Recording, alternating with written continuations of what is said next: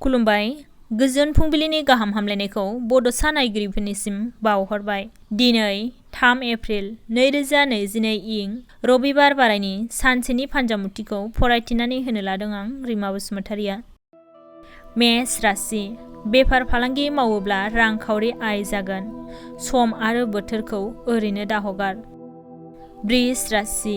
मानिबा थाखाय नांलायनाय जानो हागौ।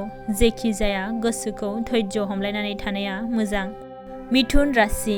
बादायलायनायाव देरहासार जानो हागोन।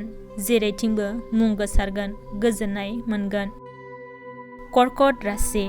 मोजां हाबा मावलांनो हानायनि मान बांहोनो हागोन, गोजोननाय मोनगोन। सिंह राशि। हास्थायनायफोरा फेलें जागोन। गावनो गाव खाफाल मोनदा मोनगोन। हमथानानै थानाया मोजां। कन्या राशि। खामानि दामानि मावनायजों देहाखौ खस्थ' मोनखांनो हागौ। सांग्राङै थानाया गाहाम। तुला राशि।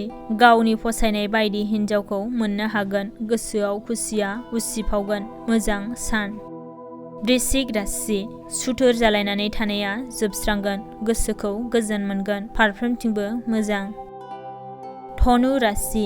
नांगौनि बारा खरसा खालामनांगोन। रांखावरिया जोबस्रांनो हागौ। हमथानानै सोलिनाया मोजां। मकर राशि। बायदिसिना जार्लायाव गोग्लैनो हागौ। सांग्रां जानानै सोलिनाया मोजां। कुम्भ राशि। दिनैनि साना गोथार सान।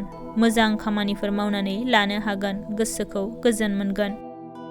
मीन राशि। माबाफोर मुवा बेसाद खहा जानो हागौ। गोसोखौ गोजोननाय मोननाय नङा। दिनैनि फान्जामुथिया एसेनोसै। गोजोन्थों।